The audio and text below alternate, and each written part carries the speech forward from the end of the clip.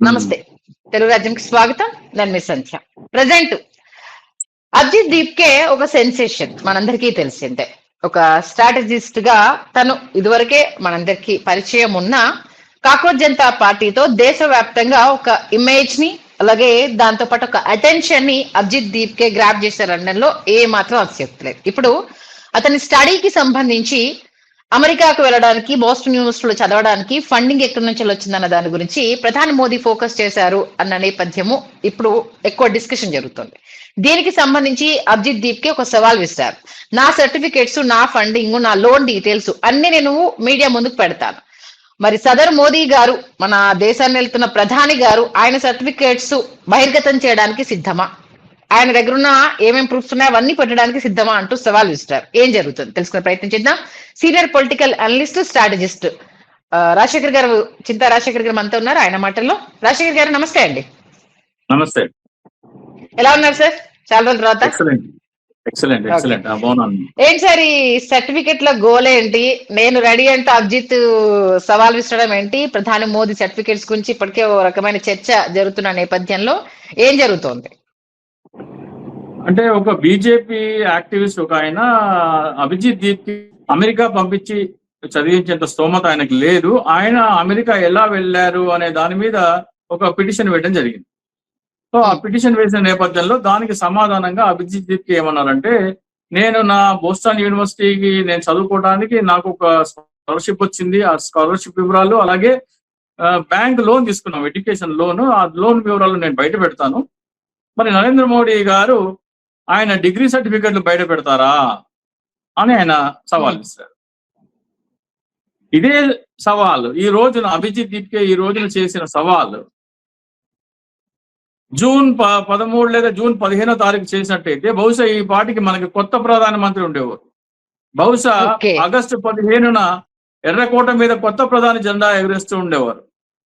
ఇది మరి ఈ రోజున ఆయన మీద ప్రశ్నలు లేవనెత్తేటప్పటికీ ఆయనకు అహం దెబ్బతిని ఈ రోజున ఆయన బయటపెట్టిన అంశం. నేను జూన్ 13న సౌరవ్ దాస్ బెంగళూరు వచ్చారు. ఆ రోజున నేను సౌరవ్ దాస్ ని కలిశాను. మా ఇంటికి ఒక 30 కిలోమీటర్ల దూరంలో సెంట్రల్ క్యాంపస్ దగ్గర వాళ్ళు మీటింగ్ పెడుతున్నాను అని సోషల్ మీడియాలో చూస్తే వెళ్దామని వెళ్ళాను.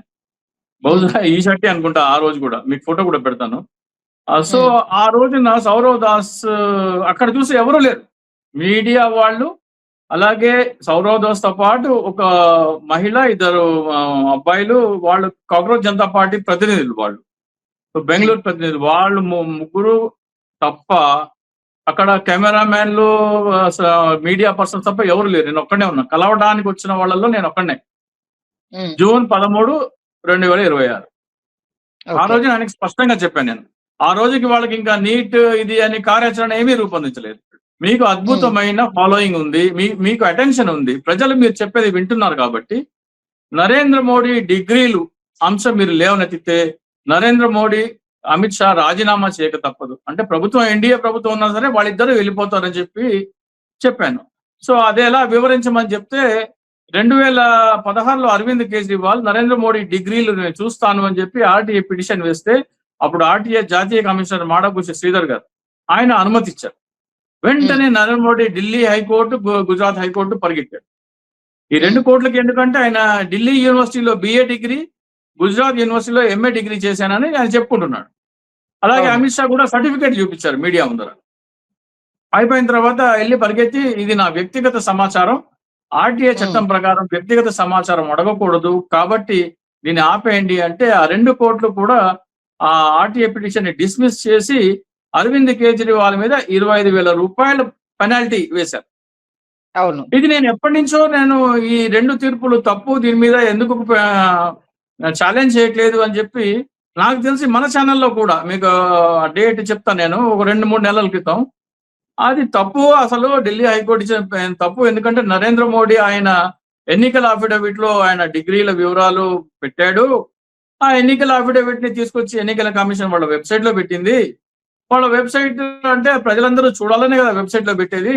ఆ వెబ్సైట్ లో చూసే న్యూస్ పేపర్ వాళ్ళు దాన్ని ప్రచురించారు, టీవీ ఛానల్ వాళ్ళు దాని మీద స్టోరీలు చేశారు. ఆయన డిగ్రీలు ఏంటి, ఆయన ఆదాయం ఎంత, ఆయన క్రిమినల్ రికార్డ్ ఏంటి, ఆయన మీద కేసులు ఏంటి మొత్తం చెప్పారు కదా. అది పబ్లిక్ సమాచారం అయినప్పుడు అది వ్యక్తిగత సమాచారం ఎలా అవుతుంది? ఢిల్లీ హైకోర్టు మరియు గుజరాత్ హైకోర్టు న్యాయస్థానం దాన్ని మనం ఛాలెంజ్ చేయాలి అని చాలా ఇంటర్వ్యూలో చెప్పాను, మన ఛానల్ కూడా చెప్పాను. సో అభిజిత్ అదే చెప్పాను. అద్భుతమైన పాయింట్ బ్రదరు, చాలా మంచి పాయింట్ అది. నాకు తెలుసు ఆమ్ ఆద్మీ పార్టీ చేసింది, దాన్ని డిస్మిస్ చేసింది తెలుసు, కానీ ఈ కోణం అది ఆల్రెడీ ఎన్నికల అఫిడవిట్ లో పెట్టారు కాబట్టి అది పబ్లిక్ సమాచారం కదా, దాని పర్సనల్ సమాచారం ఎలా అవుతుంది? ఇది అద్భుతమైన ఆలోచన అని చెప్పారు. పదే పదే నేను చెప్తూ పోయాను, వాళ్ళు పట్టించుకోలేదు. ఆ తర్వాత వీళ్ళు ఢిల్లీ వెళ్ళి నీట్ కి నిరసనగా మేము కూర్చుంటామని జంతర్ మంతర్ వెళ్ళి, ఆ తర్వాత సోనం వాంగ్చుక్ గారు రావటం. సోనం వాంగ్చుక్ గారు వచ్చిన తర్వాత వీళ్ళకి అంత ముందు ప్రజాదరణ ఇంత లేదు. అంటే అక్కడ మీకు మీడియా వాళ్ళు చెప్తున్నారు, మీడియా వాళ్ళు కాకుండా 30-40 మంది ఉండేవాళ్ళు సోనం వాంగ్చుక్ గారు రాక ముందర. వీళ్ళకి ఫాలోవర్స్ 2 కోట్ల మంది ఇన్స్టాగ్రామ్ లో వచ్చినా గానీ మీకు ఆన్ గ్రౌండ్ జంతర్ మంతర్ దగ్గర జనం లేరు. సోనం వాంగ్చుక్ గారు వచ్చిన తర్వాత మాత్రమే జనం నెమ్మదిగా రావడం మొదలు పెట్టారు. ఆయన నిరాహార దీక్ష 15వ రోజు దాటిన తర్వాత సీరియస్ అయింది. ఇంకా ఆయన లిఫ్ట్ చేసిన తర్వాత మరీ సీరియస్ అయింది. సో ఈ రోజున ఇంత ప్రజాదరణ రావడానికి కారణం సోనం వాంగ్చుక్ గారు. సో నేను చెప్పాను, సౌరవ్ దాస్ నంబర్ నా దగ్గర ఉంది కాబట్టి సౌరవ్ దాస్ కి, అలాగే ప్రకాష్ రాజ్ గారి నంబర్ కూడా నా దగ్గర ఉండింది. ప్రకాష్ రాజ్ గారికి కూడా నేను చెప్పాను, ఎందుకు ఆయన పెద్ద మనిషిని ఆ నిరాహార దీక్షలో చంపుతారు, అదంతా అవసరం లేదు, అంత నీరసపడిపోయి ఆయన అంత కష్టపడాల్సిన అవసరం లేదు. మీరు కేవలం ప్రజలందరినీ ఈ ప్రధాన న్యాయమూర్తి గారికి అంటే సుప్రీంకోర్టు చీఫ్ జస్టిస్ గారికి లెటర్ రాయమనండి, లెటర్ రాసి స్పీడ్ పోస్ట్ లో పంపిమనండి. మీరు అందరినీ జంతర్ మంతర్ దగ్గరికి రండి రండి రండి అని పిలిపిస్తున్నారు. వాళ్ళలో ఎలాంటి వారు వస్తారో మీకేంటి గ్యారంటీ? ఏం గ్యారంటీ? అటు పాకిస్తాన్ ఉగ్రవాది అవ్వచ్చు, అల్ ఖైదా ఉగ్రవాది అవ్వచ్చు, ఎవడొస్తాడో మీకేం తెలుసు? సబ్ లోక్ జంతర్ మంతర్ రాజావు, సబ్ లోక్ జంతర్ మంతర్ రాజావు, ఇది ఒకటే చెప్తున్నారు. అంతేగాని ఎవడొస్తాడో దానికి ఎవడు రెస్పాన్సిబిలిటీ? అలాగే ఆయనకి ఏమన్నా ప్రాణాపాయం జరిగితే చాలా ఇబ్బంది అని నేను సోషల్ మీడియాలో పోస్టర్ పెట్టాను, వీళ్ళకి చెప్పాను, దయచేసి for God sake I beg him అంటే నేను వేడుకుంటున్నాను అని విలవిలాడి అడిగాను. వాళ్ళు అసలు అప్పుడు ప్రకాష్ రాజ్ గారు ఏమన్నారంటే, ఒక మనిషి ప్రాణాపాయ స్థితిలో ఉంటే నువ్వు మోడీ డిగ్రీలు అంటావు ఏంటి, అసలు ఏమన్నా ఉందా, అసలు నీకు బుర్ర ఉందా అన్నట్టు మాట్లాడాడు ప్రకాష్ రాజ్. అరే నువ్వేమో ధర్మేంద్ర ప్రధాన్ రాజీనామా అడుగుతున్నావు, నేను మోడీ రాజీనామా గురించి మాట్లాడుతున్నాను, మోడీ అమిత్ షా రాజీనామా గురించి మాట్లాడుతున్నాను, నువ్వేమో చిన్నదాన్ని పట్టుకొని ఆయన్ని నిరాహార దీక్ష చేస్తా అని అదని ఇదని. నాకు అప్పుడు ప్రకాష్ రాజ్ అన్న తర్వాత మళ్ళీ జంతర్ మంతర్ నుంచి మేము పార్లమెంట్ మార్చ్కి వెళ్తామనగా వాళ్ళు పిలిపిస్తే దాన్ని ఎలాగైనా ఆపండి, ఎందుకంటే పోలీసులు పర్మిషన్ లేదన్నారు, గీత దాటితే లాఠీ చార్జ్ ఉంటుంది, టియర్ గ్యాస్ ఉంటుంది, ఇంకా గీత దాటితే ఫైరింగ్ అవుతుంది, ఫైరింగ్ అవుతే ప్రాణాలు పోతాయి అని ప్రకాష్ రాజ్ చెప్పాను. సౌరవ్ దాస్ కూడా చెప్పాను. వాళ్ళు ఏమి పట్టించుకోవడం 20వ తారీఖు నాడు నేను అనుకున్నట్టే జరిగింది. అప్పుడు ప్రకాష్ రాజ్ ఎక్కడ ఉన్నారండి? ఒక ట్రక్ మీద 15 అడుగుల ఎత్తులో లాఠీలకు అందని ఎత్తులో కూర్చున్నారు ఆయన. సౌరవ్ దాస్ గాని, అభిజిత్ దీప్కే గాని, లేకపోతే వీళ్ళందరూ పిలిపించిన వాళ్ళు ఎక్కడ ఉండాలి? మొదటి లాఠీ నా మీద పడాలి, మొదటి లాఠీ నా మీద పడాలి, క్లియర్ గా నేను ముందు ఉంటానని చెప్పాలి. ఎక్కడోళ్ళు అక్కడ దాక్కున్నారు. ట్రక్ మీద కూర్చుంటారా మీరు? పిల్లల్ని ఏమో లాఠీ దెబ్బలు తిని వాళ్ళకి రక్తం ఓడుతుంటే మీరు ట్రక్ మీద కూర్చుంటారా? అప్పుడు ప్రకాష్ రాజ్ గారికి నేను మెసేజ్ చేశాను. ఏమని మెసేజ్ చేశానంటే, నరేంద్ర మోడీ మీరు గీత దాటితే వాళ్ళు లాఠీ చార్జ్ చేస్తారని తెలుసు, బాష్ప వాయువు జరుగుతారు, ఫైరింగ్ కూడా అవుతుందని తెలుసు. అంటే నరేంద్ర మోడీ క్రూరుడు, పిల్లల్ని కొడుతున్నారు అని జనాలకి చూపించేందుకు వీళ్ళని ఎగదోశారు. నిజమైన క్రూరులు మీరే అని చెప్పాను నేను ప్రకాష్ రాజ్. మీరు నరేంద్ర మోడీ కంటే క్రూరులు, అమాయక ప్రజలను ఎగదోసి వాళ్ళు దెబ్బలు తింటే నరేంద్ర మోడీ క్రూరుడు అని నిరూపించడానికే మీరు కార్యాచరణ చేపట్టారు. కానీ దేశవ్యాప్తంగా ఎవరు జంతర్ మంతర్ రావాల్సిన లేదు. మీరు ఈ లెటర్ ప్రింట్ తీసుకొని మీ వివరాలు పూరించి సంతకం పెట్టి స్పీడ్ పోస్ట్ చేయండి. ఎవరు పోస్ట్ ఆఫీస్ ముందర వాళ్ళు ఒక 10 మంది ఉంటే ఆ 10 మంది వీడియోలు తీసి సోషల్ మీడియాలో పెట్టండి. దేశవ్యాప్తంగా అన్ని పోస్ట్ ఆఫీసులలో లైన్లలో జనాల నుంచి ఉంటే మోడీ రాజీనామా ఎప్పుడు వచ్చేస్తుంది? ఎవరికి లాఠీ దెబ్బ తగలదు, రక్తం చిందదు, టియర్ గ్యాస్ ఉండదు, ఫైరింగ్ ఉండదు. ఆ తర్వాత ఇప్పుడు పోలీసులు అరెస్టులు, కేసులు ఇవే ఉండవు కదా. ఇప్పుడు ఎవరు పని బస్సులు అయ్యారు? ఓకే, మీరు అన్న పాయింట్ వాలిడ్ పాయింటే. అంటే కాకపోతే నీట్కు సంబంధించి ప్రధాని మోదీ సర్టిఫికేట్స్ లకు లింక్ పెట్టడం వల్ల అది ఎంతవరకు, ఆయన ప్రధాని మోదీ గారిని గద్దె దింపినా కూడా నీట్ పేపర్ లీక్ అనే దానికి లింక్ పెట్టలేం కదా ఆ టైంలో. అస్త్రం అనేది కరెక్టే అంటారా? మీరు డిగ్రీలే ఫేక్ అయిన వాడికి చదువు విలువ తెలియదు. నేను ఇది కూడా చెప్పా. ఓకే, అసలు డిగ్రీలే ఫేక్ అయిన వాడికి చదువు విలువ తెలియదు. వాడే సర్టిఫికెట్లు కొనుక్కున్నాడు. అలాంటప్పుడు పేపర్ లీక్ చేయకుండా ఎందుకు చేస్తారు అని చెప్పి అది కూడా చెప్పాను నేను. దానికి దీనికి కనెక్టింగ్ పాయింట్ ఏంటి? ఎందుకు నరేంద్ర మోడీ ఉండకూడదు అని చెప్పాను నేను. అంటే ఎవరికి వాళ్ళు ఇంట్లో కూర్చుని లెటర్ రాస్తే సరిపోయే దానికి వీళ్ళు పిల్లల్ని చావగొట్టించి వాళ్ళ మీద ఇప్పుడు కేసులు పెట్టించి వాళ్ళ ఇంటికి వస్తే తల్లిదండ్రులు కొడుతున్నారు, రోడ్డు మీదకి వెళ్తే బీజేపీ కార్యకర్తలు కొడుతున్నారు, పోలీసు కేసులు అంటున్నారు. ఎవరు వీళ్ళందరూ సేఫ్. ఆ విజేత దహి అనేవాడు స్టార్ హోటల్లో కూర్చొని బర్గర్ తింటున్నాడు. అభిజిత్ దీప్కే, ప్రకాష్ రాజు, షబాన్ ఆజ్మీ వీళ్ళందరూ ట్రక్ ఎక్కారు. ఆ సౌరవ్ దాసును అశుతోష్ రాంకాయమ్మ వెళ్ళి జేపీ నడ్డాతో కూర్చున్నారు. ఎందుకు వెళ్ళారు జేపీ నడ్డా దగ్గర, ఎందుకు కూర్చున్నారు వాళ్ళకి తెలియదు, అది ట్రాప్ అని. జేపీ నడ్డా దగ్గరికి మేము వెళ్తున్నాము, ఎవరు పార్లమెంట్ మార్చ్ చేయబాకండి, వాళ్ళు పిలిచారు, చర్చలకు వెళ్తున్నాము, ఎవరు అక్కడ ఏమవుతుందో తేలే వరకు ఆగండి అని చెప్పేలా పోనీ అది శీల. అంటే ఏంటి, నరేంద్ర మోడీ క్రూరుడు అని చూపించి మీరు ఎలివేట్ అవ్వటానికి. ఈరోజు సోనం వాంగ్చుక్ ఎక్కడున్నాడు? ఏమంటున్నాడు? నరేంద్ర మోడీ మాకు వందే భారత్ చేశాడు, మా కాశ్మీర్ని అద్భుతంగా డెవలప్ చేశాడు, మాకు నాకు చాలా సంతోషంగా ఉందని సోనం వాంగ్చుక్ చెప్తున్నాడు. ఆయన తప్పుకున్నాడు, జారుకున్నాడు మెల్లిగా. ఆయన డిమాండ్, లద్దాఖ్ డిమాండ్లు వేరే ఉన్నాయి, అవి ఫుల్ఫిల్ చేస్తామన్నారు ఏమో. ఆయన చల్లగా జారుకున్నాడు, మోడీని పొగుడుతున్నాడు. వీళ్ళు బాగానే ఉన్నారు. పిల్లల్ని బయటికి వస్తే బీజేపీ వాళ్ళు చిత్తకొడుతున్నారు, ఇంట్లో తల్లిదండ్రులు చిత్తకొడుతున్నారు. వీళ్ళు నాయకులు అవడం కోసం, వీళ్ళు ఎలివేట్ అవడం కోసం అమాయక ప్రజల్ని బలిపశువు చేశారు. ఈ రోజున నీ ఎడ్యుకేషన్, నీ డబ్బులు ఎక్కడి నుంచి వచ్చి నీ చదువుకోవడానికంటే నీకు ఉక్రోషం వచ్చి ఈ రోజున మోడీ డిగ్రీల గురించి మాట్లాడతావా? నువ్వు నెలన్నర క్రితం మాట్లాడింటే మోడీ వాడికి రాజీనామా చేసేవాడు కదా. ఓకే, అంటే ఇప్పుడు సర్టిఫికెట్స్ ఫేక్ అని మీరు నమ్ముతున్నారా శేఖర్ గారు? దాంట్లో డౌట్ లేదండి. ఇప్పుడు హైకోర్టు, ఒరిస్సా హైకోర్టు అడ్వకేట్ ఉన్నారు శంభు పాణిగ్రహి అని. ఆయన ఒడిశా హైకోర్టు అడ్వకేటే కాకుండా కాంగ్రెస్ పార్టీ సెక్రటరీ, అంటే ఒడిశా ప్రదేశ్ కాంగ్రెస్ కమిటీ సెక్రటరీ. ఒక హిందీ ఛానల్ అనేది చెప్తే అద్భుతంగా నాకు లెటర్ ఫార్మాట్ పంపించాను, ఎమ్మంటే ఆయన లెటర్ రాసి పంపించారు. మన ఐఏఎస్, మన ఆంధ్రప్రదేశ్ చెందిన IAS officer liberation Congress party అధ్యక్షులు, వ్యవస్థాపక అధ్యక్షులు, ఆయనకి నచ్చి ఆయన లెటర్ రాశారు. అంటే ఇదేంటి, ఎందుకు వాళ్ళందరికీ నచ్చింది? గీత పడదు, ఎవరి మీద గీటు పడదు, ఎవరి మీద పోలీస్ కేసు ఉండదు, ఎవరి మీద ఎలాంటి హెరాస్మెంట్ ఉండదు. మీరు చట్టబద్ధంగా అడుగుతున్నారు. లక్షల కోట్ల లెటర్లు వెళ్తే చీఫ్ జస్టిస్ ఏం చేస్తాడు? ఆర్డర్ చేయక తప్పదు. పిల్లి వేయచ్చు కదా, పిటిషన్ వేయచ్చు కదా అని మీరు అనొచ్చు. పిల్లేస్తే ఏమవుతుంది? కాక్రోచెస్ అనే పదం వాడిన చీఫ్ జస్టిస్ కోర్టులో పిల్లేస్తే నాకు వీడియో చూసే టైం లేదు, ఇలాంటి మాటలు మాట్లాడే చీఫ్ జస్టిస్ పిల్లేస్తే ఏమవుతుంది? కొట్టేస్తారు. లేకపోతే వాయిదాల మీద వాయిదాలు వేసి ఈ లోక్సభ కాల పరిమితి అయిపోయేదాకా దాన్ని వాయిదా వేస్తారు. కాబట్టి లెటర్స్ అంటే పిటిషన్ తో కానిది లేఖలతో సమాధానం దొరుకుతుందంటారా? ముమ్మాటికి ఎన్ని భరిస్తారు మీరు? ప్రతి ఒక్క పౌరుడు రాశాడు అనుకోండి. ఆంధ్రప్రదేశ్ ఇప్పుడు దేశ జనాభా 140 కోట్లు. మోడీ వద్దనుకునే వాళ్ళు కనీసం 50 కోట్లు ఉంటారు. దాంట్లో 10% రాసినా కానీ 5 కోట్లు. 5 కోట్ల లెటర్ వరకు చీఫ్ జస్టిస్ నిర్ణయం తీసుకోకపోతే భారతదేశ జ్యుడిషియరీ మీదే క్వశ్చన్ మార్క్ వస్తుంది. ఇప్పుడు నేను రాశాను 3rd జూన్, తర్వాత శంభు పాణిగ్రహి రాశారు, ఉత్తరప్రదేశ్, బీహార్, మధ్యప్రదేశ్ ఇక్కడి నుంచి చాలా మంది యువకులు రాస్తున్నారు. మన ఆంధ్రప్రదేశ్ రాష్ట్రం నుంచి ఐఏఎస్ విజయ్ కుమార్ గారు రాశారు. చదువుకున్న వాళ్ళందరూ రాస్తున్నారు. ఏంటి, పార్లమెంట్ మార్చ్ అనేది ఎవరు ఒప్పుకోరు, నేను కూడా ఒప్పుకోను.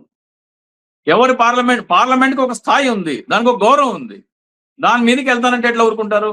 వీళ్ళు వెళ్ళారు, వీళ్ళతో పాటు ఒక ఉగ్రవాది బాంబు జాకెట్ వేసుకుని వచ్చి లోపలికి వెళ్తే ఏంటి పరిస్థితి? ఎంతమంది?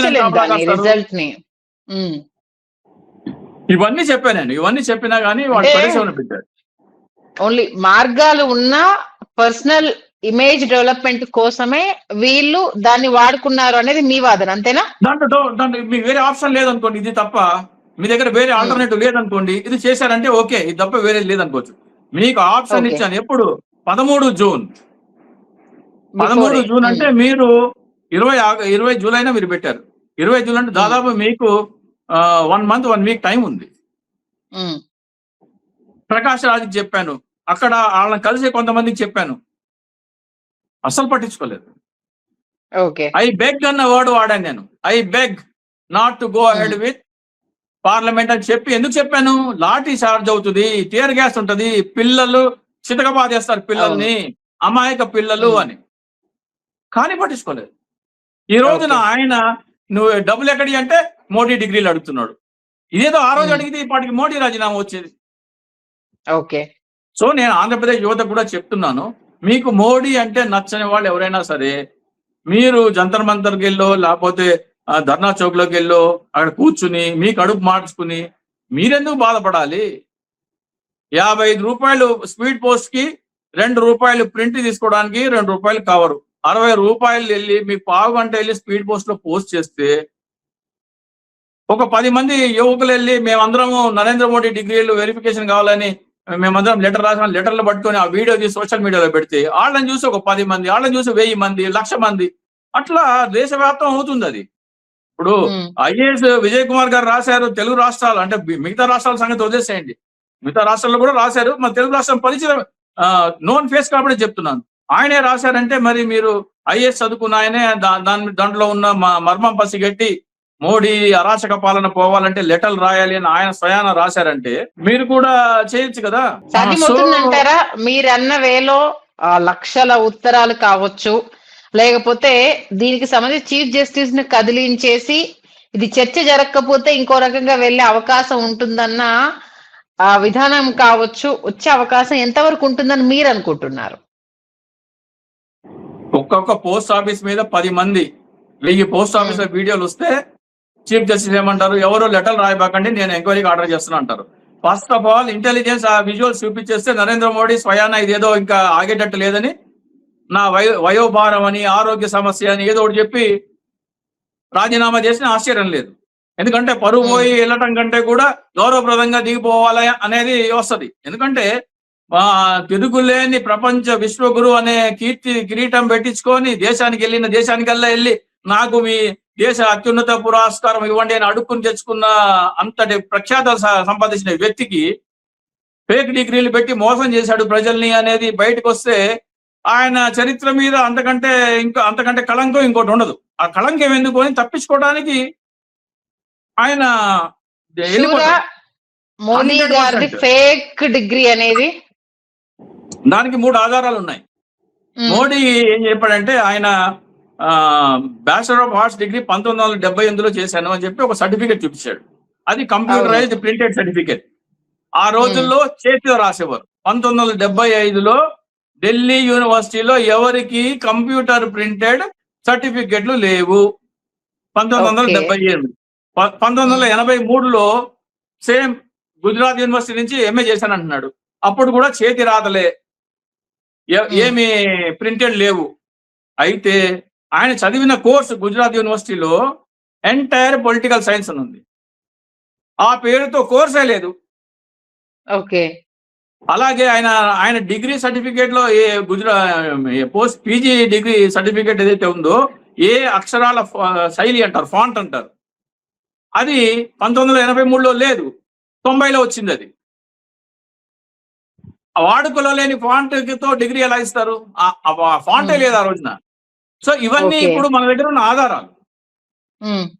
కాబట్టి ప్రజలందరికీ మోడీ అంటే నచ్చని వాళ్ళందరూ ఒక 60 రూపాయలు ఖర్చు తీసుకెళ్లి పోస్ట్ ఆఫీస్కి వెళ్ళి ఇది పోస్ట్ చేయండి. మీకు ఫార్మాట్ కావాలంటే నేను ఇస్తాను.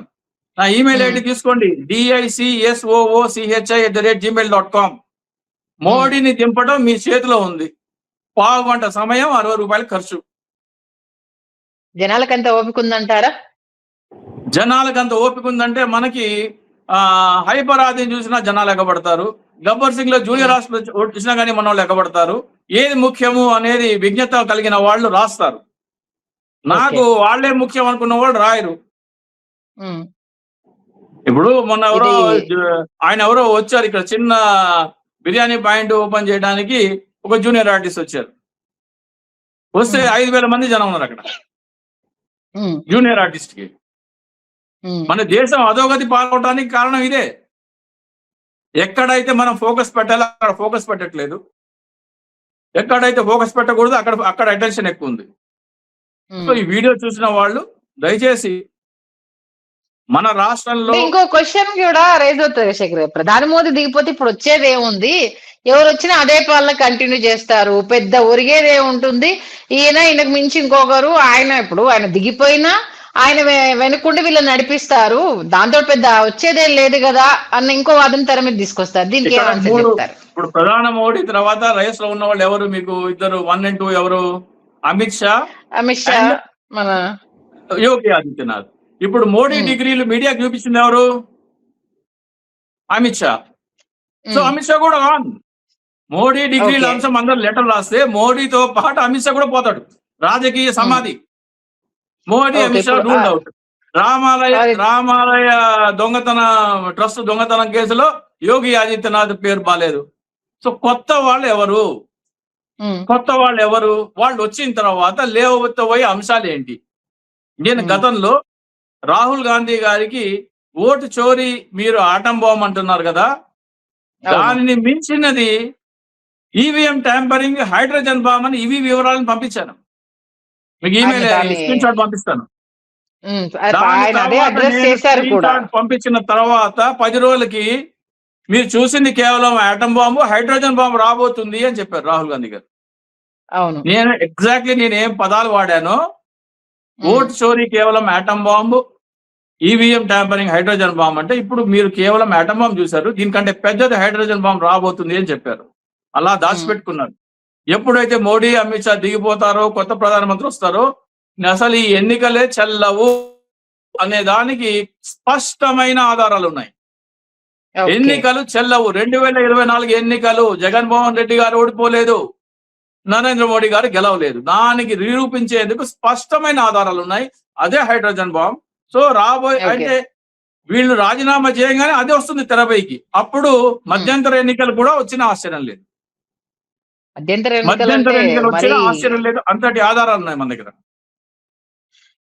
అది పెద్ద నెట్వర్క్ కావాల్సి వస్తుంది కదా, మీరు ఎక్స్పోజ్ చేయాలని అంటే మీకు విపక్షాల సహకారం ఉండాలి.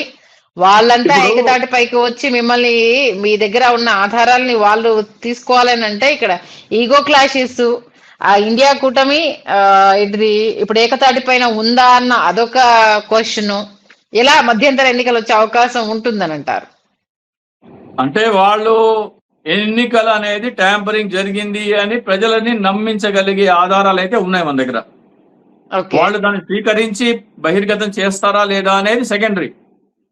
కానీ నేను ఆధారాలు ఒక 50% పంపించాను. దాంట్లో రాహుల్ గాంధీ గారు చెప్పాను, మీరు ఓటర్ లిస్ట్ అవకతవక చెప్పారు, దాన్ని ఆటం బాంబ్ అన్నారు. అది ఆటం బాంబ్ అయితే ఇది హైడ్రోజన్ బాంబ్ ఆధారాలు ఇవి అని చెప్పాను. నేను ఈమెయిల్ పెట్టాను. వాళ్ళు పిలిపించి మాట్లాడింటే అది వేరేగా ఉండేది. ఈ పార్టీకి అది బహిర్గతం అయ్యేది. అప్పుడు ఈ బీజేపీ ధర్నాలు కాదు, జనాలు ఎన్నికల రద్దు కోసం ధర్నా రోడ్డు మీదకి వచ్చేవాళ్ళు ప్రజలు. ఇప్పటికైనా సరే వస్తారు, బయట పెడితే ఇప్పటికైనా వస్తారు. చూద్దాం మరి హైడ్రోజన్ బాంబు పేలే అవకాశం ఎంత ఉంది. ఇప్పుడు మరి మోదీ సర్టిఫికెట్స్ కి సంబంధించి మీరు అన్నట్టుగా అది సామాన్య ప్రజానికం నుంచి అయినా లేకపోతే విపక్షాల నుంచి అయినా దీనికి సంబంధించి ఎంతవరకు స్ట్రాంగ్ గా ఫైట్ చేస్తారు. మరి ప్రధాని మోదీ ఇది అఫిడవిట్ లో దాఖలు చేసిన ఈ అంశం రాంగ్ అయితే రిజైన్ చేయాల్సిన పరిస్థితి వస్తుంది. అక్కడ దాకా రాణిస్తారా, దీన్ని మళ్ళీ డైవర్ట్ చేసే టాక్టిక్స్ ఏమన్నా వాడతారా అనేది చూద్దాం. మంచి విశ్లేషణ అందించారు. థ్యాంక్ యూ శేఖర్ గారు. హలో, తెలుగు రాజ్యం ఛానల్ చూస్తున్నారా? సామాజిక రాజకీయ జీవన చిత్రణే తెలుగు రాజ్యం. అతిశయోక్తులు అసత్యాలు ఉండవు. రాజకీయ కోణం కాదు, ప్రజా కోణమే కొలబద్ద. తెలుగు రాజ్యం వీక్షణ మీ ఉత్తమ అభిరుచికి నిదర్శనం.